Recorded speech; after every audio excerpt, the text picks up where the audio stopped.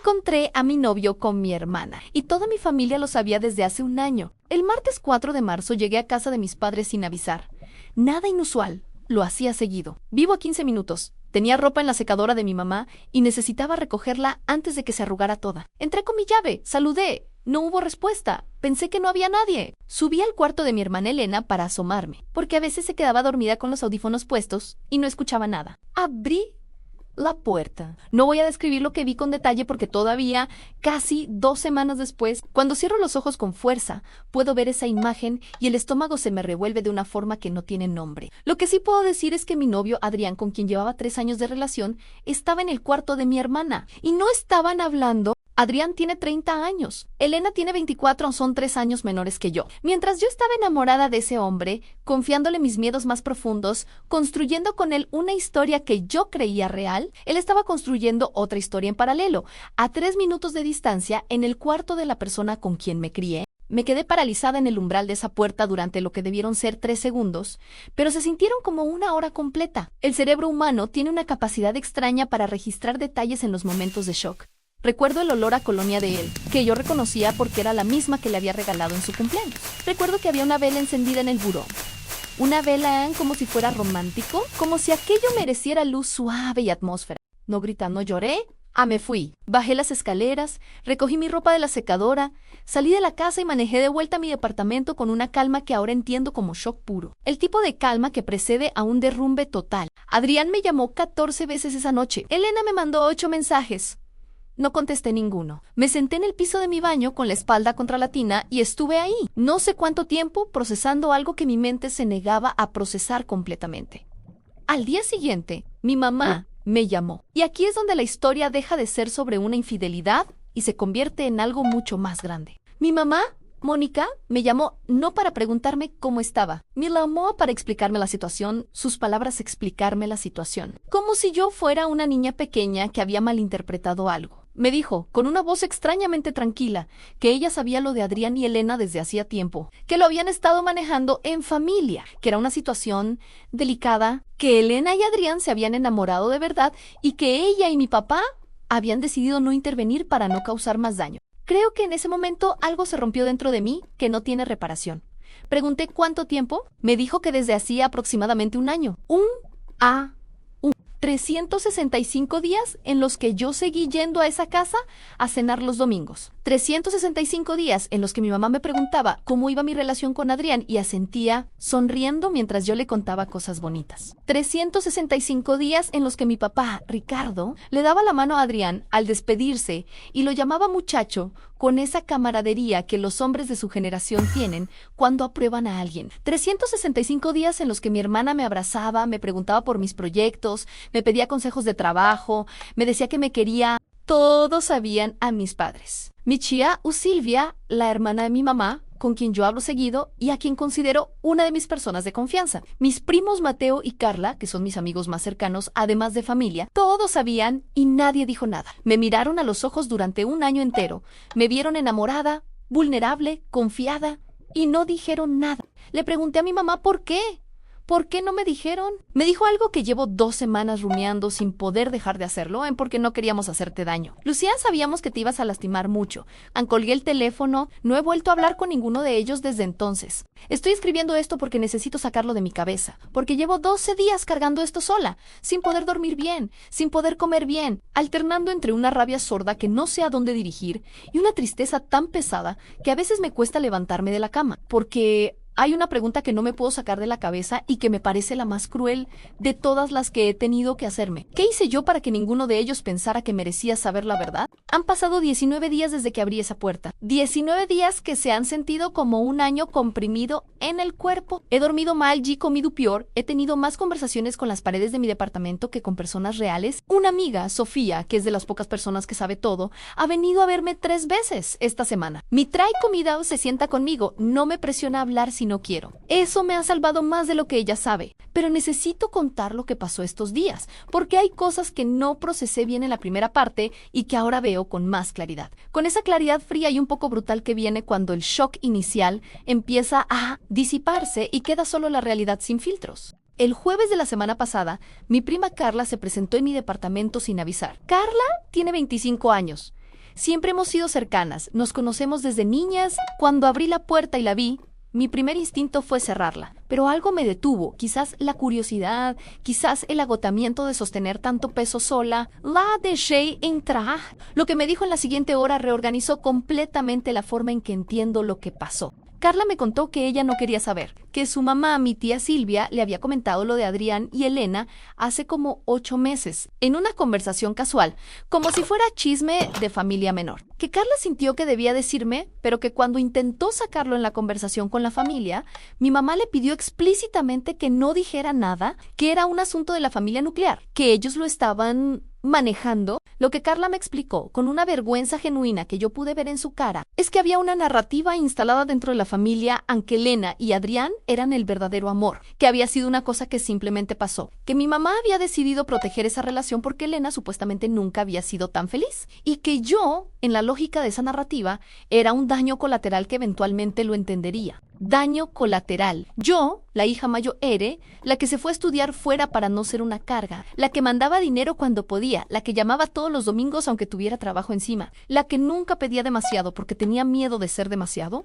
era el daño colateral de la felicidad de mi hermana. Carla también me dijo algo que no esperaba, aunque mi papá Ricardo no estaba completamente de acuerdo con el silencio, que él había querido decirme varias veces, pero que mi mamá se lo había impedido, que había tensión entre ellos por eso, que ella creía, y esto fue lo que más me afectó, que mi mamá tenía una dinámica de favoritismo hacia Elena que llevaba años operando de forma silenciosa, y que este episodio era solo la manifestación más brutal de algo que siempre había existido. Me quedé callada un momento muy largo después de que Carla terminó de hablar.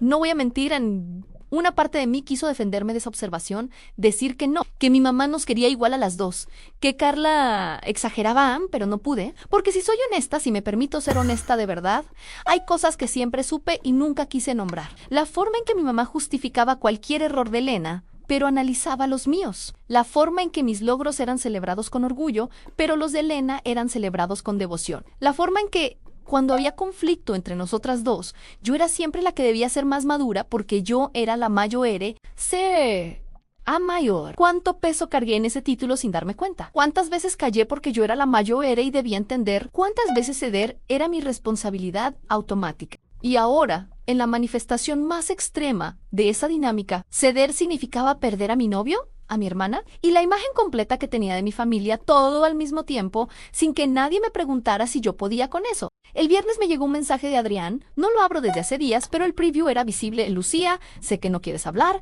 y lo entiendo. Solo quiero que sepas que nunca quise hacerte daño. Lo borré sin abrirlo, no porque no me duela, sino porque hay ciertas cosas que no merecen el esfuerzo de mi ira. Adrián ya no es el problema central. Adrián es solo el catalizador que hizo visible todo lo que ya estaba roto antes de que yo lo supiera. Lo que me ocupa ahora es algo más complicado.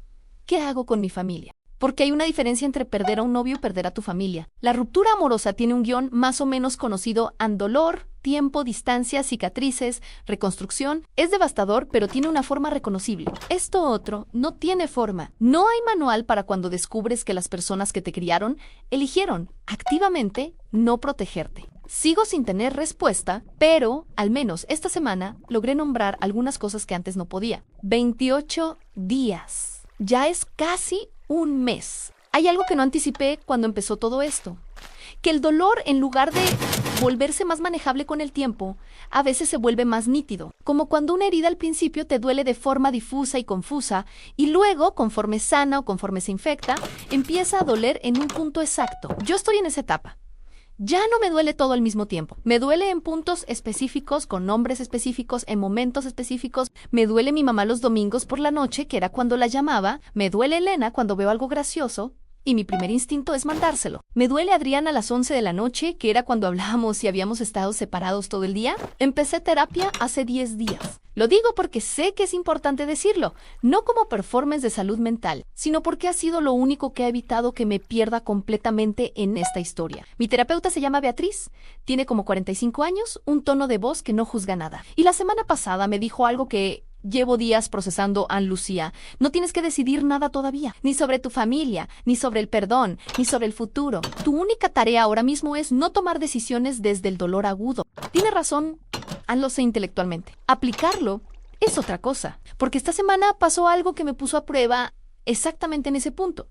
Mi papá Ricardo me llamó el martes, no con el número de casa, sino desde su celular personal, y en un horario en que mi mamá normalmente está ocupada. Lo noté de inmediato. Contesté porque algo en mí necesitaba escuchar su voz, aunque estuviera furiosa con él. Habló despacio, con esa incomodidad de los hombres que no saben muy bien cómo hablar de emociones, pero que lo intentan cuando ya no tienen opción. Me dijo que lo sentía, no con evasivas, no con justificaciones. Me dijo que había tomado una decisión equivocada al quedarse callado, que lo había hecho por tratar de mantener la paz en la casa, que eso no era excusa, que lo sabía. Le pregunté si sabía desde el principio. Silencio largo. Me dijo que no desde el principio, que él lo había sabido unos 6 meses después que mi mamá, que cuando lo supo quiso llamarme, pero que hubo una discusión fuerte entre él y mi mamá, y que ella le hizo ver que si me lo decía, iba a destruir la familia, que se quedó callado por miedo, que ahora entendía que el miedo a destruir la familia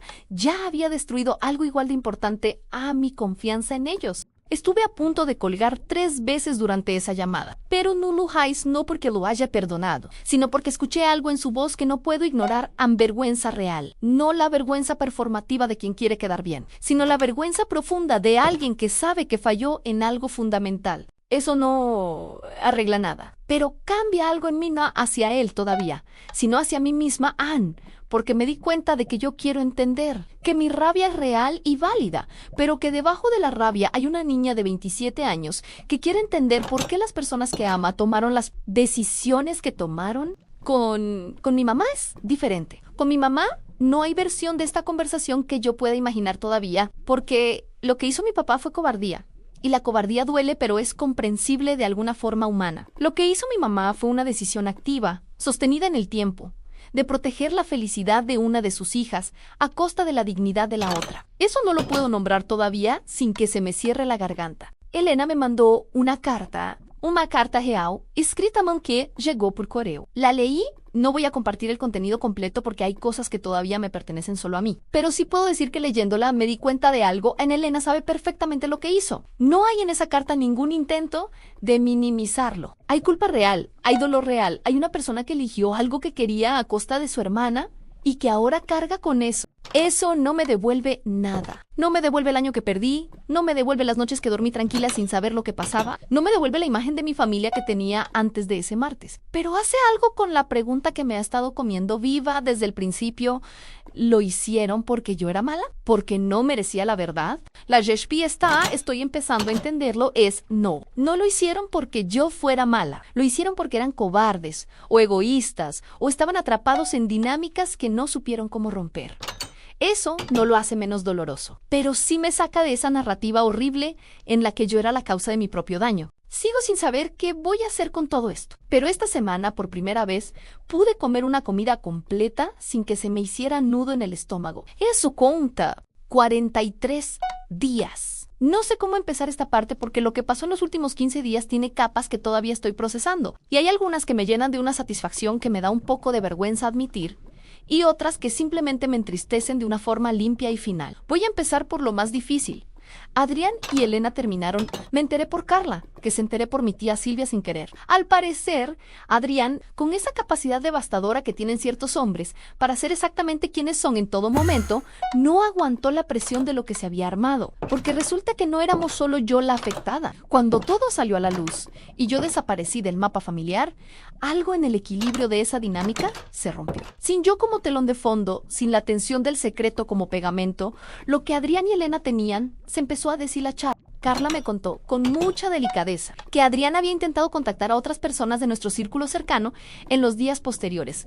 No voy a especular sobre qué buscaba. Lo que sí sé es que Elena lo descubrió y que eso, sumado a la culpa y a la tensión familiar, terminó por romper lo que tenían. Sentí ¿satisfacción? Sí, lo voy a decir sin disfrazarlo, sentí satisfacción. Y luego sentí vergüenza de sentir satisfacción. Y luego, mi terapeuta Beatriz me explicó que sentir satisfacción ante la consecuencia natural de una traición no me hace mala persona, mi Heisu Manao. Que el problema no es sentirlo, sino lo que uno hace con eso. No hice nada con eso. No llamé a nadie a restregarles nada. No publiqué nada, no mandé mensajes, no busqué que se supiera. Me quedé sentada con esa satisfacción un momento y luego la dejé ir, porque me di cuenta de que no me daba lo que en realidad quería. No me devolvía el año, Ann, no me devolvía la confianza, no me devolvía la imagen de mi familia. Lo que sí pasó, y esto es lo que más me ha movido internamente, fue una conversación que tuve con mi mamá hace 5 días. Ella llamó un miércoles en la mañana. Yo contesté. No sé exactamente por qué. Quizás porque algo en mí ya estaba lista para escuchar, aunque no estuviera lista para perdonar. Habló durante un largo tiempo, y lo que dijo fue distinto a la primera llamada. No hubo justificaciones. Hubo, por primera vez, algo que se parecía a un reconocimiento real. Me dijo que había protegido a Elena toda la vida porque Elena siempre le había parecido más frágil, más necesitada de protección, y que eso la había llevado a tomar decisiones que no eran justas conmigo. Me dijo que yo siempre le había parecido fuerte, que asumió que yo podía con todo, que eso no era un cumplido. Lo entendía ahora. Era una forma de invisibilizarme. Me quedé callada un momento largo, porque lo que mi mamá acababa de describir, sin usar esas palabras, era exactamente la dinámica que Carla había nombrado semanas antes y que yo me había negado a ver del todo: el favoritismo silencioso, la hija fuerte y la hija frágil. Y la forma en que ese reparto arbitrario de roles define toda una vida de relaciones.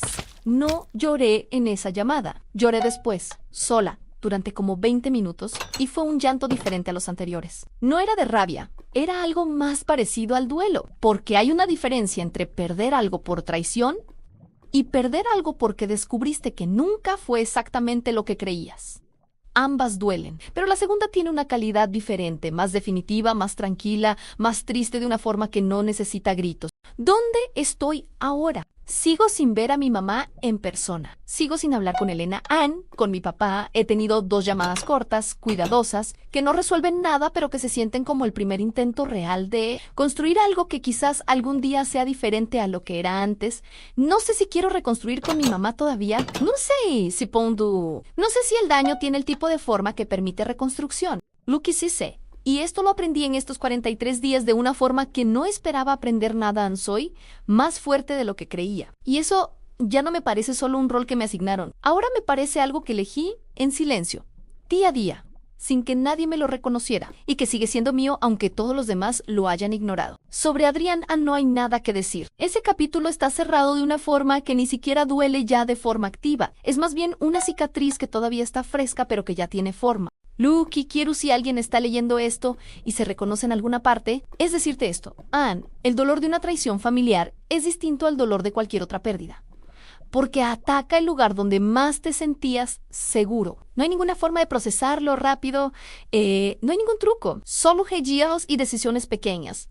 Y personas como Sofía que traen comida sin pedir nada a cambio. Y terapeutas como Beatriz que te ayudan a ver lo que no puedes ver sola, y lentamente, muy lentamente, una versión de ti misma que empieza a armarse de nuevo con piezas que son solo tuyas. No perdí a mi familia en ese sentido definitivo que a veces imagino en mis peores noches, pero perdí la versión de mi familia que yo creía tener. Y eso, honestamente, es un duelo tan real como cualquier otro. Sigo aquí en eso también cuenta. Si llegaste hasta aquí, gracias de verdad. Estas historias no son fáciles de contar ni de escuchar, pero creo que compartirlas tiene un poder enorme para quien está pasando por algo parecido y siente que nadie lo entiende. Dale like si esta historia te movió algo por dentro. Ese pequeño gesto le dice al algoritmo que estas historias merecen llegar a más personas que quizás las necesitan. Suscríbete y activa la campanita para no perderte las próximas actualizaciones. Esto no terminó aquí y prometo seguir siendo honesta contigo sobre cómo va todo. Escríbeme en los comentarios.